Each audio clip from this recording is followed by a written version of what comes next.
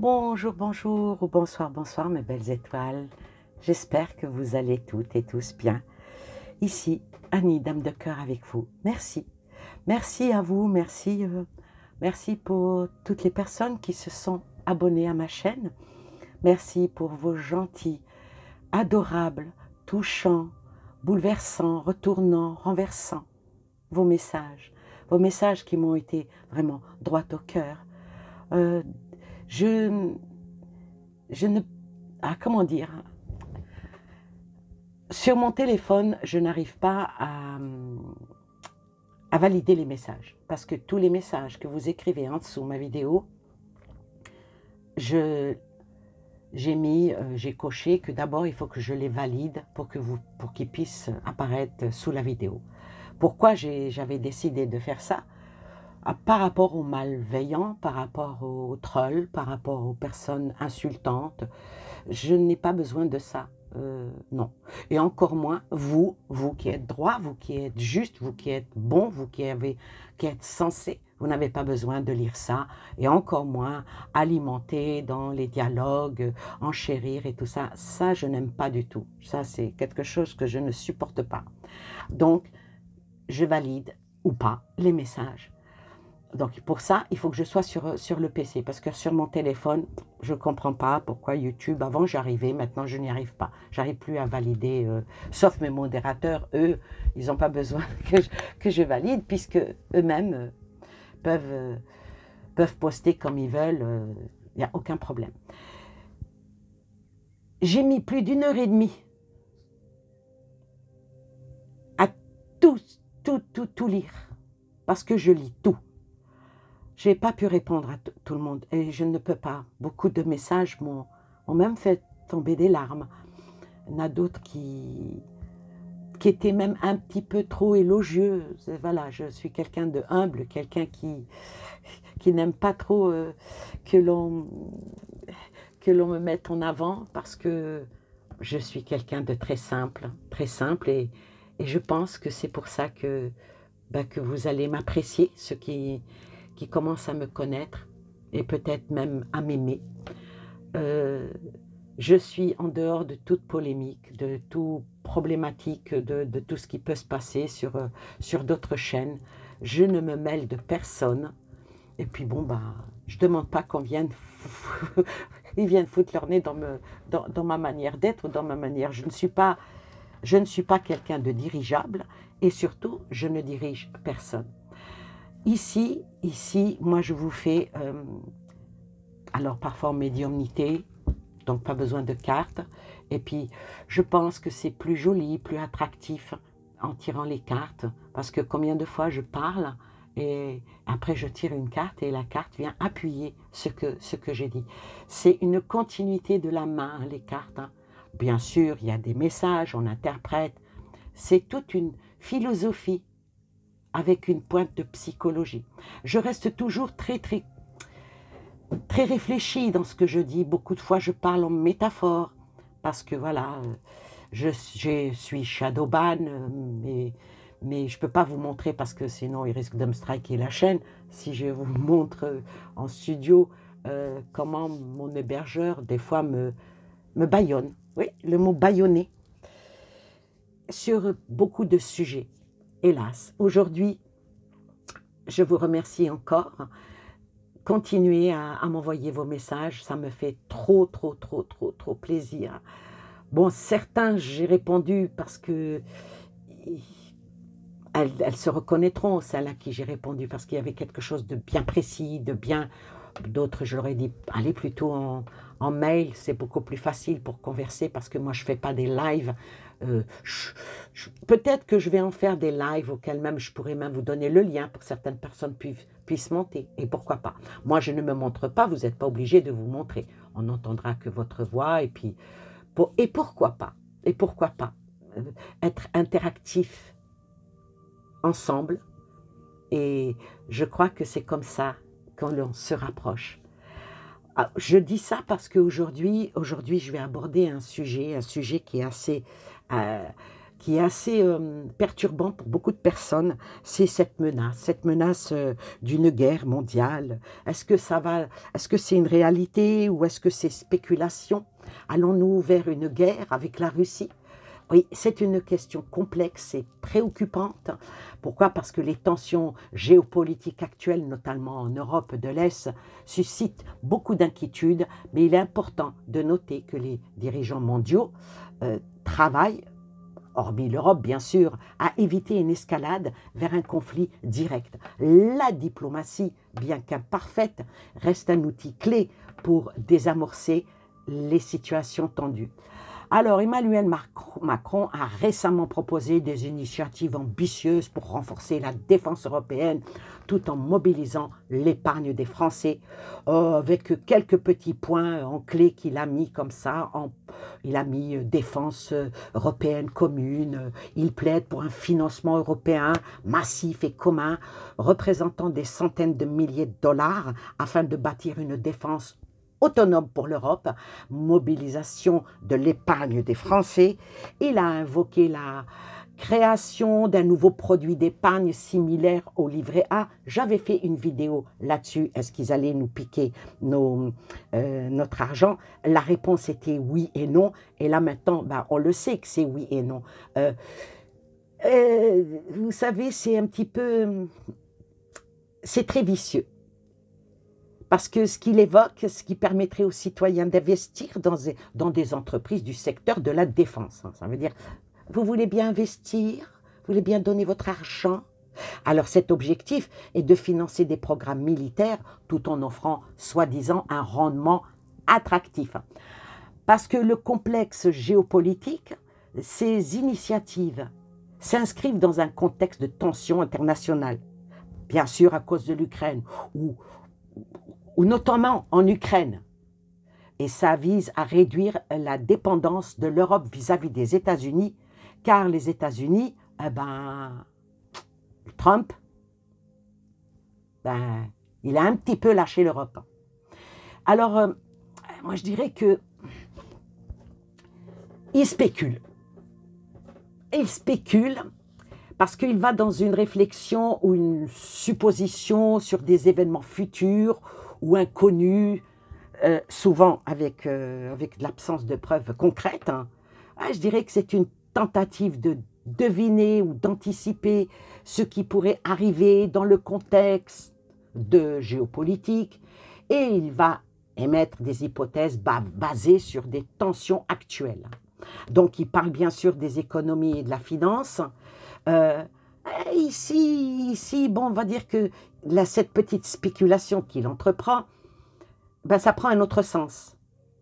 Ça désigne des opérations financières et commerciales qui visent à tirer profit de ces variations de prix. Ah oui, mais c'est souvent avec un risque extrêmement élevé. Est-ce qu'il va spéculer sur le marché boursier? Ça peut être très lucratif, mais aussi imprévisible. Bon, il nous l'a fait aussi dans dans la côté théorie, philosophie, sa réflexion abstraite pour moi, plutôt théorique, dans l'application pratique dans l'immédiat. C'est une exploitation intellectuelle basée sur des idées plutôt que sur des faits tangibles. Dans ce contexte, moi je dirais, je vais demander après l'avis de mon très cher compère Edmond. Alors ceux qui ne connaissent pas Edmond, c'est quelqu'un qui est là et qui n'est pas là. C'est quelqu'un qui est vivant tout en ne l'étant pas. C'est quelqu'un qui a un franc-parler, qui a une manière d'être. Peut-être que ce que moi je pense très très fort, lui il le dit très très fort. Alors moi je vais demander à notre cher Edmond, qu'est-ce qu'il en pense quand je dis que Macron spécule et qu'il joue au devin? Alors on va donner la parole à notre cher Edmond. Genre les belles étoiles. Merci, merci à vous, hein, merci d'être avec ma petite Annie. Hein. Ouais, c'est une brave dame, la petite Annie, mais elle est chiante, la vieille. Ah, ah, ah, ah. Tu dis qu'il joue au devin, ma petite Annie. Ah bah, c'est une façon amusante de le voir. Entre ses propositions ambitieuses et ses projections sur l'avenir, il a effectivement un petit côté visionnaire. Oracle, tiens comme toi, c'est un oracle lui aussi. Peut-être qu'il devrait investir dans une boule de cristal pour compléter son approche. Ouais, vraiment, il fabule. Moi, je dirais, je te poserais peut-être la question, Macron, est-ce qu'il est visionnaire? Ou... Ouais, est-ce que c'est le visionnaire ou le fabuliste? Ouais. Bah lui, avec son style. Ah, il a un style bien à lui, hein. Il semble parfois jongler entre la réalité et l'anticipation. C'est proposition pour une défense européenne autonome et l'utilisation de l'épargne des Français pour financer les projets militaires. Ben, ça suscite d'autant plus l'admiration chez certains que de scepticisme chez d'autres. Certains y voient une vision audacieuse pour l'avenir de l'Europe, tandis que d'autres, ma belle Annie, y perçoivent une tentative de jouer au divin, voire aux fabulations politiques. Bah, moi je veux dire que dans ce contexte, ma petite Annie, où le contexte mondial, marqué par des tensions croissantes, des idées bien que ambitieuses, soulevant des questions, sont-elles réalisables? Ou ne sont-elles qu'un écran de fumée destiné à détourner l'attention des défis immédiats? Quoi qu'il en soit, ben, pour ceux qui l'appellent le kéké, pour ceux qui l'appellent Dracula, pour ceux qui l'appellent... ou qui l'appellent pas, ou ouais, à lui il faudrait peut-être le siffler tout court. Hein. Ben, quoi qu'il en soit, ben, il continue de surprendre, oisignant entre le rôle de stratège et celui de conteur. Ah, il doit trouver de plusieurs milliards. Donc, ma petite Annie, ben, est-ce que tu pourrais un petit peu approfondir? Waouh! Merci, mon petit Edmond. Bah, dis donc, t'as l'air d'être remonté. Ouais, remonté comme un coucou. Oui, t'es remonté comme un coucou. Ben, c'est vrai. Il veut mobiliser plusieurs milliards d'euros pour financer une défense européenne et des projets militaires. Ouais, c'est une tâche titanesque. Les pistes sur lesquelles Macron pourrait essayer d'atteindre ses objectifs épargnent des citoyens. Comme il a mentionné, il envisage de créer un produit d'épargne dédié qui permettant aux Français d'investir directement dans les projets de défense. Et ça pourrait générer des fonds tout en impliquant les citoyens dans cet effort. Ouais. Bah, il ferait mieux de chercher peut-être dans les partenariats européens en renforçant la coopération avec d'autres pays de l'Union européenne. La France pourrait partager les coûts et bénéfices du financement commun. Bah, cela nécessiterait un consensus politique, mais plutôt alléger la charge financière pour la France. Tu crois pas, Annie? Oui. Oui.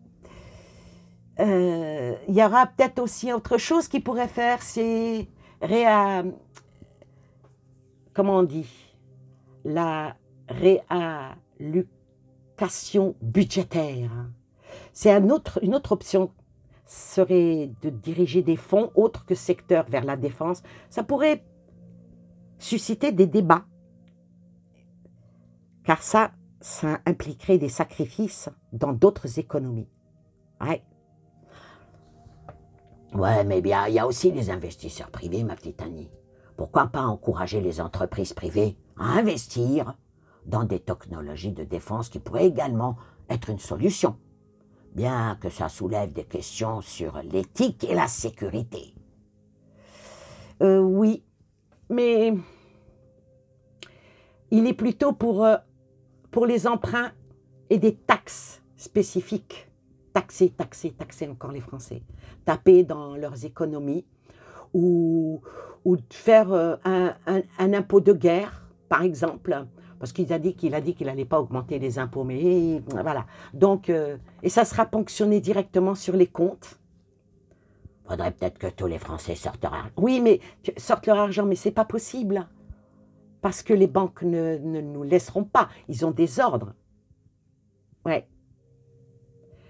Le gouvernement pourrait envisager des emprunts ou des taxes temporaires pour financer des initiatives, bien que cela puisse être impopulaire. Mais ça sera impopulaire, ma petite Annie. Oui, c'est ça. Oui. Moi, je pense que toutes ces stratégies combinées qui pourraient peut-être permettre de réunir des fonds nécessaires, mais elles impliquent des compromis et des négociations complexes. Et tout ça là, ma petite Annie, sans rien demander au peuple. Ah, c'est une belle approche, hein. Mais le peuple dans tout ça, car l'épargne de la classe moyenne va être touchée. Mais il envisage pas de toucher aux riches, et surtout aux ultra-riches. Oui, tu as raison. Et ça, c'est un point crucial que tu soulèves, mon petit Edmond, car l'épargne de la classe moyenne, elle va être sollicitée. Ça peut vraiment créer un sentiment d'injustice, une grande pauvreté dans le désarroi total, surtout si les ultra-riches, comme tu dis, semblent épargnés. Ça, on n'en parle pas. Ce genre de perception peut alimenter des tensions sociales et des critiques sur l'équité des politiques économiques. Mais ça, ce n'est pas son problème, apparemment. Non, du tout. Alors, il veut à tout prix équilibrer les choses. Certains pourront suggérer des mesures de taxation progressive, de contribution exceptionnelle, de transparence accrue, imposer des taxes, même si elles sont temporaires. De toute façon, on connaît le temporaire qui dure tout le temps. Je l'avais dit il y a très très longtemps, même à des collègues, de regarder la fiche de paye, le remboursement de la dette sociale qui devait rester qu'un tout petit peu de temps, elle court toujours. Elle court même maintenant que je suis à la retraite, je la paye aussi. Voilà. Mais ce remboursement de la dette sociale qu'on vous prélève, donc elle est moins dans votre net, mais elle est rajoutée dans le montant imposable. Vérifiez, vous verrez que c'est vrai. Bon, je ne peux pas aller vous chercher une fiche de paye parce que voilà, il y a mes coordonnées, il y a tout. Et ça, quand elle était arrivée, mon mari est expert comptable, c'est lui qui me l'avait dit. Il m'a dit, purée comme ils sont filous. Donc tu payes remboursement de la dette sociale, mais la somme, elle est rajoutée dans tes impôts, donc tu la payes 2 fois. Ouais. Vous voyez comment que c'est? Donc, ces taxes temporaires pour des profits extraordinaires. Mais ça, c'est pour les secteurs comme la finance qui est là. Hein. Mais où elle est la transparence?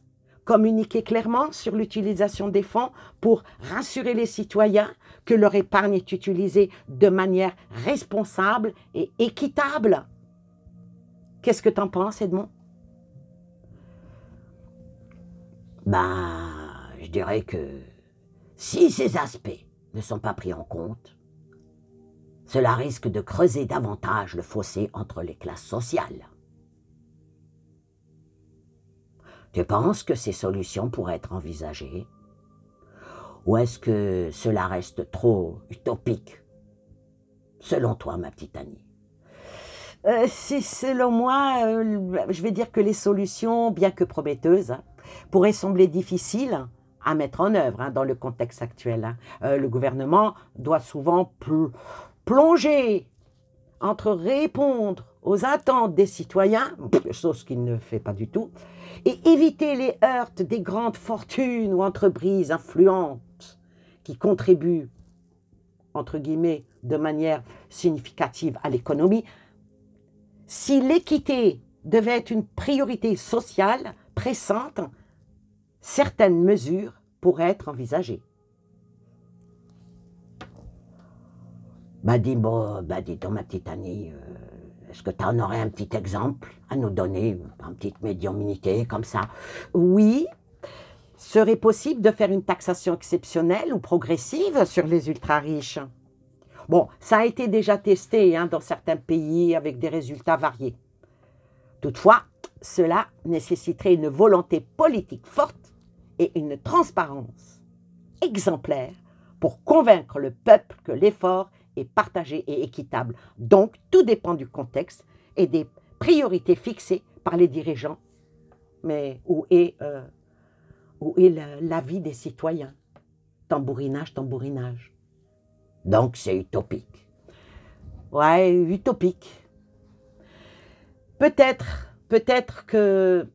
Mais bon, mais l'histoire montre que des réformes jugées audacieuses ou improbables peuvent parfois voir le jour sous la pression collective et le peuple, ou face à ses besoins impériaux. Il faudrait qu'il se soulève. Ce serait un grand défi d'équilibre. Mais ça, ils savent que ça n'arrivera pas. Ouais. Alors, est-ce que l'on va la menace d'une guerre? Est-ce que c'est une réalité ou spéculation? Qu'est-ce que tu en dis, mon petit Edmond? Ben, je dis que ça fait plus de 20 minutes que tu parles. Et moi, j'avais plein de questions à te poser. Ah bon? Tu avais des questions à me poser? Ouais, plusieurs questions. Mais bon, peut-être que tu les feras dans un autre tirage, plusieurs tirages, parce que j'en ai à peu près 6. Ah. Tu peux m'en donner un petit aperçu? Ouais. Déjà, la première, les ultra-riches. Est-ce qu'ils vont jouer le rôle? Ah, pas mal ta question. Et la deuxième? Bah, la deuxième, quelle est la volonté des dirigeants mondiaux, en fait, compte? Ah, oui, les gouvernements actuels, est-ce qu'ils ont vraiment la volonté politique nécessaire pour instaurer plus d'équité dans les efforts financiers? Eh oui, là, tu peux révéler des intentions ou des énergies qui pourraient nous démontrer dans certaines discussions. Celle-là, c'est une très belle question. Ensuite, mon petit Edmond, bah, bien sûr, par rapport à aller mettre la main dans la poche des Français, quel impact sur le peuple? Oui, mais ta question, elle est bien, mais... Bah, je pose une question, ma petite Annie.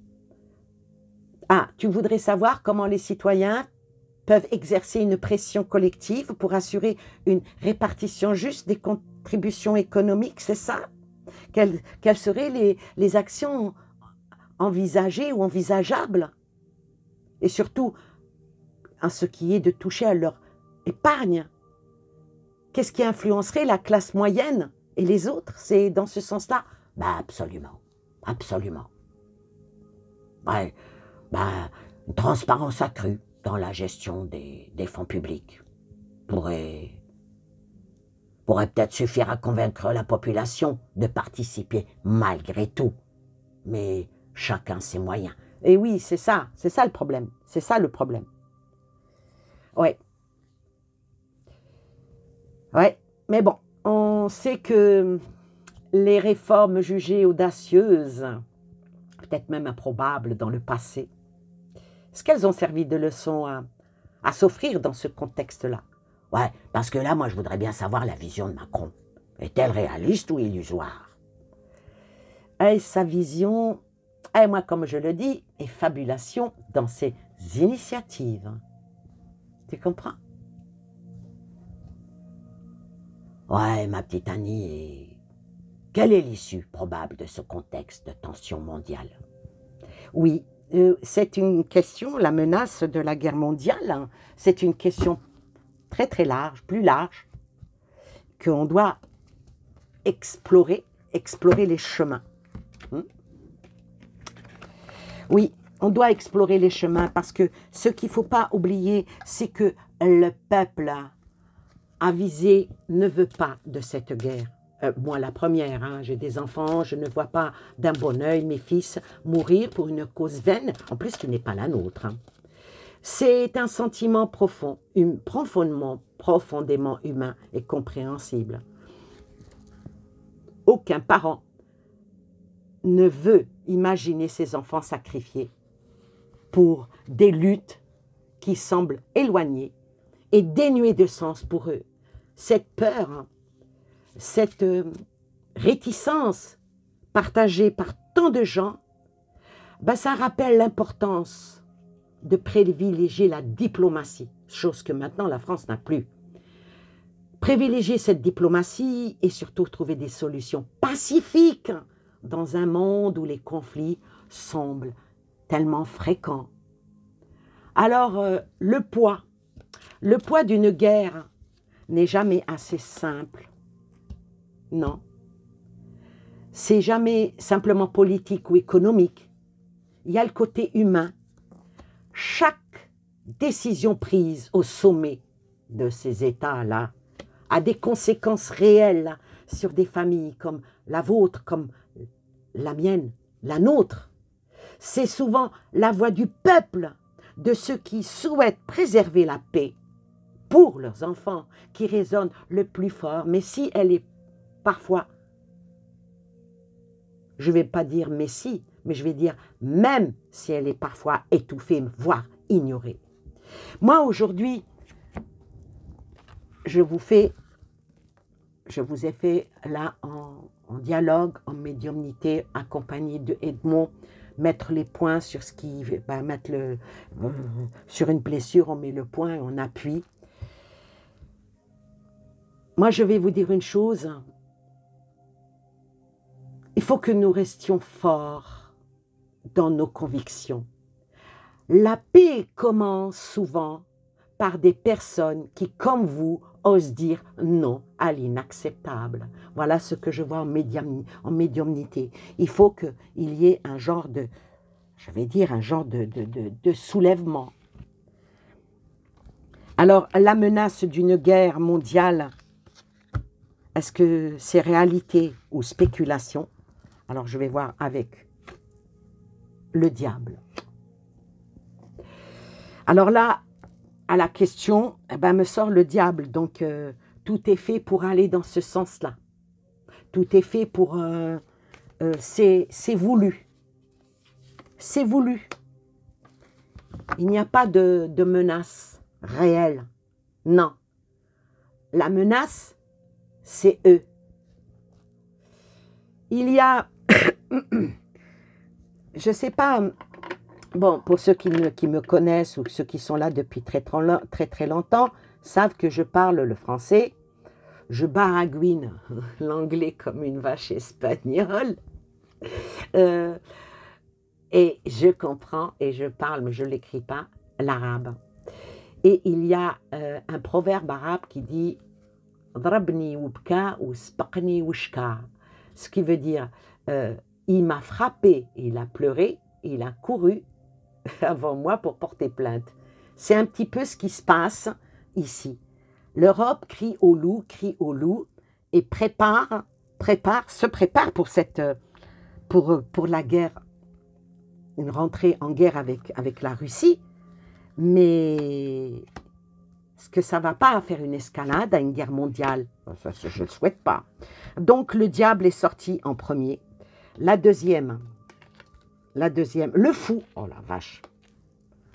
il y a une de mes abonnés qui m'a dit, j'aime bien quand vous dites oh la vache, ça me fait penser à mon papa. Oui, bah, la vache, prenez-le ici, parce que moi j'adore les vaches. Je fais la collection de tout ce qui est vachette, tout ce qui est, j'ai plein de tirelires de vaches et tout. Bon, j'adore les vaches, hein, que ça soit en représentation ou bien la bête en elle-même. Et quand je dis la vache, c'est pour pas dire un gros mot, voyez, parce que je n'aime pas ça, les gros. Tu veux que j'en dise un à ma petite Annie? Non, pas toi, tais-toi. Lui, vous le direz, les gros mots. Ouais, elle me baillonne tout le temps, la vieille. Ouais, et puis des fois, il est pas bien élevé, Edmond. Ouais, mais bon, toi, t'es bien élevé pour deux. C'est bien. Maintenant, ne me flatte pas, je n'aime pas ça. Je suis en train de faire un tirage. Je disais donc que leur folie furieuse qui est là dans un esprit de machiavélique, là, c'est vraiment une approche malhonnête et c'est quelque chose d'oppression, une oppression sur les peuples. Le fou qui est ici, qui avance, pour eux, c'est un nouveau départ, c'est plutôt un défi. Un défi, peut-être même une opportunité pour gagner encore plus dans l'argent parce que les émotions, ils en ont rien à faire. Et ensuite, la tempérance. Ah, il y a quelque chose qui va peut-être venir dire doucement, parce que la tempérance ici, ça demande... je ne vais pas dire que c'est un coup de bluff, c'est pas un coup de bluff, mais attention aux coups de bluff, ils font dans l'escalade en coup de bluff avec la Russie, et attention que le boomerang ne revienne pas. Maintenant, j'ai recouvert avec l'oracle du sage, choses qui ne sont pas tout, mais sauf sage, la plume sur le diable. Ah, c'est pas mal, ça, j'aime bien. Alors, la plume sur le diable, ça représente ici des signatures. Des signatures. Donc, il va y avoir... Bon, ce qui se passe exactement, c'est que l'Europe, elle s'est sentie cocufiée. Ça va, c'est pas grossier, cocufiée. Par... bon, Poutine, ils font comme si qu'il n'existe pas. Hein. Vous savez, l'opportunisme, c'est ça. Hein. Donc, l'Europe, étant donné qu'elle n'était pas conviée à la table de discussion avec Trump et puis le kéké vert, hein. Ouais, Ange Médium, elle disait le ski vert. J'aimais bien quand elle disait ça. Ouais, et ben, se sentit une maîtresse trompée. C'est même pas la femme qui est trompée, la maîtresse trompée. La maîtresse trompée qui va vouloir se venger de la femme. Vous savez, le monde est à l'envers. Bon, une femme qui est trompée, elle veut se venger à la rigueur, ça se comprend. Mais la maîtresse, tu me trompes avec ta femme. Et ça passe pas. Donc, il va y avoir quand même des signatures qui vont être faites, peut-être à la barbe de l'Europe. Alors, l'Europe, c'est ici, hein, c'est le fou. C'est le fou, le cristal noir. Oh, ça va pas leur plaire. Ça va pas du tout leur plaire, hein, parce que là, ça dit, c'est vraiment, vraiment de la malveillance. Très, très mauvaise influence, et je dirais même une énorme manipulation avec une énorme hypocrisie. Là, ici, tout est mensonge. Voilà. Sur 10 mots, il y en a un de vrai. Le reste, c'est du faux. Et sur la tempérance, qu'est-ce qui sort? Eh bien, la foudre. Ça, j'aime pas du tout. J'aime pas du tout, parce que la foudre, ici, c'est une carte qui est extrêmement négative. Vraiment. Ça représente la colère, ça représente quelque chose d'imprévu. Et ça représente une énorme rupture. Il faut que je la recouvre. Je vais le recouvrir avec des arcanes mineurs. Là, c'est les arcanes majeurs. Et là, avec les arcanes mineurs. Donc, cette rangée-là, je vais la recouvrir avec les arcanes mineurs. On va voir qu'est-ce qu'ils disent. Ils veulent aller jusqu'au bout. Hein. Et celui qui est le chef d'orchestre, c'est notre kéké. Ouais, avec la hyène. C'est eux. C'est de là. Hein. Parce que tous ne sont pas d'accord. Mais on leur force la main à être d'accord. Sinon, ce n'est pas une dictature. Hein, c'est pas de la manipulation. Hein. Donc, sur la plume, l'as d'épée. Alors, sur la plume, il va y avoir, là, ils vont encore avancer. C'est vraiment un manque de lucidité hein, dans tout ce qui est relationnel. Hein. Bon, ça devrait prendre un petit peu ses distances avec tout ça. Parce qu'à force de crier au loup, le loup va finir par mordre. Hein. Malgré qu'il va y avoir, des signatures, il va y avoir des accords, ils vont la jouer à l'envers. Et ils veulent la jouer à l'envers au Ruskov. Et je pense que Poutine n'est pas dupe de ça. Parce que, bon, contrairement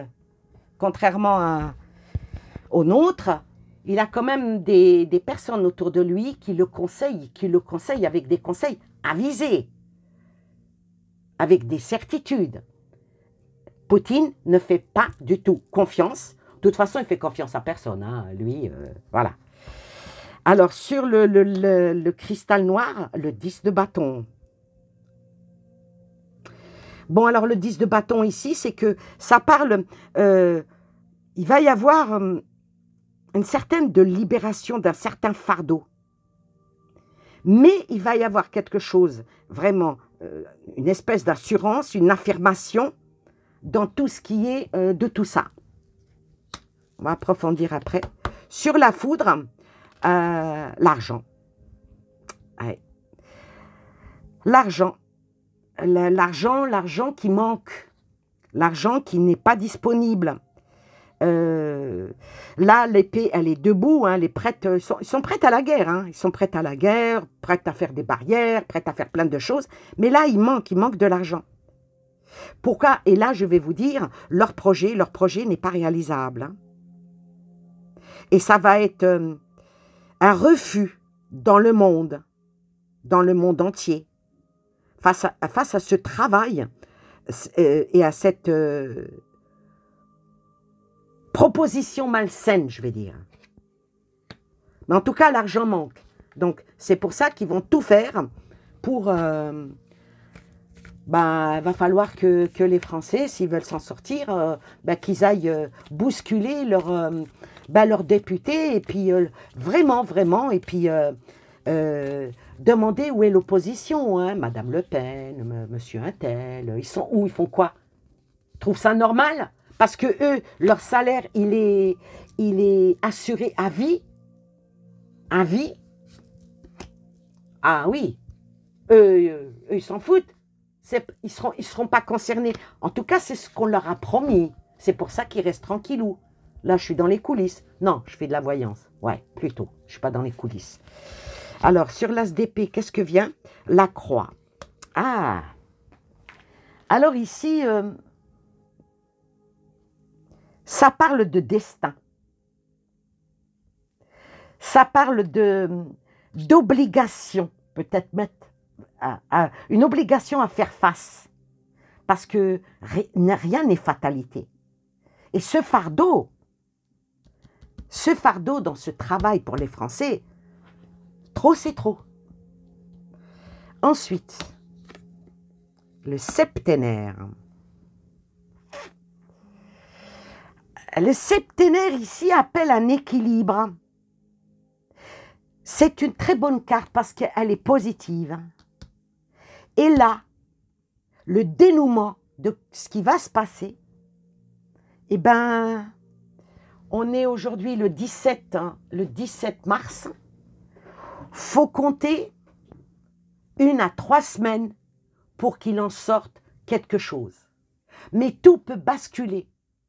Ça peut basculer vers le pire, comme ça peut basculer vers le meilleur. Quel est l'élément déclencheur qui va faire que? J'espère que ça va basculer vers le meilleur. Parce qu'avec la dernière qui est l'étoile, peut-être que là-haut, ils vont venir, parce que là, c'est vraiment une carte de protection. Il y a quand même quelque chose, une puissance, qui va faire reculer certaines choses et avancer d'autres. La puissance, vu que la question, la menace d'une guerre mondiale, est-ce une réalité ou une spéculation? Eh bien là, je vais vous dire, c'est les deux. Pour l'Europe, c'est une réalité. Pour le reste du monde, c'est une spéculation. Et là, elle va s'engager toute seule, l'Europe. Ouais. À un moment donné, il va falloir que les choses bougent et se terminent. Alors, on va prendre encore 3 cartes. En tout cas, moi, je vais vous dire, mes belles étoiles, restons unis face à tout ça, face à ces incertitudes. Il faut que nous restions unis, vraiment unis. Parce que dans un monde où les décisions des dirigeants sont parfois déconnectées des réalités, surtout celles du peuple, il est normal de ressentir de l'inquiétude. Parce que nous voyons des tensions, elles sont croissantes, des discours parfois contradictoires et mensongers, et une Union européenne qui peine à parler d'une seule voix, parce que déjà ils ne sont pas sur la même longueur d'onde, et pourtant il est essentiel de garder espoir et de se rappeler que la paix reste une inspiration universelle. La lumière arrive. Des nouvelles signatures vont être faites. Ah, mais l'épée sort quand même, menace quand même de guerre. Alors ici, avec la lumière, je vais interpréter la carte de la lumière qui est une carte assez positive. Il y a quelque chose qui va venir en secours, en aide. Et ça, avec le parchemin là il n'y a pas d'écriture, mais ça parle de messages, avec une nouvelle communication, un présage sous toutes ses formes, et le présage avec l'épée qui est ici, parce que c'est prédictif, avec l'épée qui est ici, qui, elle, représente peut-être une certaine loyauté, mais aussi une justice, avec un affrontement dans un triomphe, mais on ne va pas dire que ça ne va pas ramener certains soucis. Il va y avoir quand même la guerre n'est pas finie en Ukraine. Voilà. La guerre n'est pas finie. Pourquoi? Parce qu'un certain pouvoir qui est au-dessus de l'Europe, qui tient encore l'Europe, qui tenait aussi les États-Unis, mais l'autre, Trump, il a essayé il a essayé parce qu'il n'a pas encore réussi non plus. Hein. Il n'a pas de baguette magique lui non plus. Hein. Il a quand même de l'adversité devant lui. Et ce pouvoir-là, il est bel et bien présent. Il est quand même dans tout ce qui est invisible, mais il est présent. Il est présent parce qu'il est dominant. Et il est dans une avidité avec vraiment néfaste pour le matériel. Hein. Alors, ce pouvoir-là, est-ce qu'à un moment donné, il pourra être dégagé? Oula, peut-être. Ouais. Oui. En tout cas, ce pouvoir-là va être combattu par des braves, on me dit. Oui, il va être combattu. Cette carte-là, elle est vraiment extrêmement positive parce que c'est des choses qui vont bouger. C'est un nouveau développement. Et ça parle de l'étranger. Ça parle de l'étranger. Donc, la menace d'une guerre mondiale, réalité ou spéculation, moi je vais dire maintenant, je vais répondre, la réalité, elle est là et elle est spéculation aussi. Oui. Alors, pour terminer, bon, on ne peut rien faire à notre niveau. Hein. On ne peut rien faire. On est obligé de subir. Mais je vais vous dire, même si certains leaders comme Trump ou Poutine évoquent la paix, il est crucial de rester vigilant et de ne pas perdre de vue nos valeurs à nous fondamentales. La paix ne doit pas être un simple mot, mais une véritable action portée par la volonté des peuples et non par les intérêts politiques et économiques. Moi, je dirais, en tant que parents, citoyens, êtres humains, nous avons le droit de refuser que nos enfants soient sacrifiés pour des causes qui ne nous représentent pas. Continuons-nous à nous exprimer, à nous informer et à nous soutenir mutuellement. Parce qu'ensemble, nous pouvons faire entendre notre voix et rappeler à nos dirigeants que la paix commence par l'écoute et le respect du peuple. Oui, parce que face aux médias qui ne parlent que de guerre d'une seule voix, dictée par des gouvernements et des gens, les gens n'arrivent plus à déceler le vrai du faux. Cette réalité troublante, lorsque les médias semblent alignés sur un discours unique, il devient très difficile pour beaucoup de discerner les faits des interprétations et des manipulations. Alors vous qui êtes réveillés, réveillez les autres. C'est vrai que tout ça peut créer un climat de confusion, d'incertitude, surtout sur des sujets aussi graves que la guerre. Moi, je vous rappelle l'importance de diversifier vos sources d'informations, de privilégier même les médias indépendants et de rester critique face à des récits dominants. Oui, restons lucides face à l'information ou même à des désinformations. Ils ne racontent que des... Ils sont là que pour vous faire peur. Là, ce soir, j'ai regardé la 2 parce que moi, j'aime bien l'émission de Nagui, des chansons et tout ça, mais après, quand c'est fini, j'éteins. Ouais, mais bon, j'avais du monde, donc les informations sont venues. Ah, ça parlait de Covid, des morts du Covid, ça parlait d'un nouveau virus qui s'appelle X qui va venir. Mais le virus, c'est eux, moi je vous le dis. Hein. Ouais. Et puis le pire, c'est que la grippe aviaire. Ah oui, oui, tout ça dans dans les mêmes infos. Hein. Bon, boum, prends ça dans ta tronche. Alors la grippe aviaire qui n'a tenu que les volailles, maintenant ça touche les bovins. Ouais. Et le bovin, ça peut nous la donner à nous. Voilà, ils sont tous... bon, vous me direz, hein, ils font tous dans la voyance. Mais eux, c'est une voyance bien travaillée. Moi, il n'y a rien de travaillé. Alors moi, je dirais que l'essentiel, ici, c'est de garder notre esprit critique. Les récits sur la guerre, c'est dicté, hein, c'est dicté par des agendas politiques, surtout de l'agenda 2030. Hein, on doit... Voilà, moi, apparemment, certains qui voudraient que 80% de la population mondiale disparaisse. Ouais, ben, le bon Dieu, il ne veut pas la même chose. Hein. Oui, tout ça, ça peut brouiller. Ça peut brouiller les gens. Et la frontière entre le vrai et le faux, elle est assez fragile.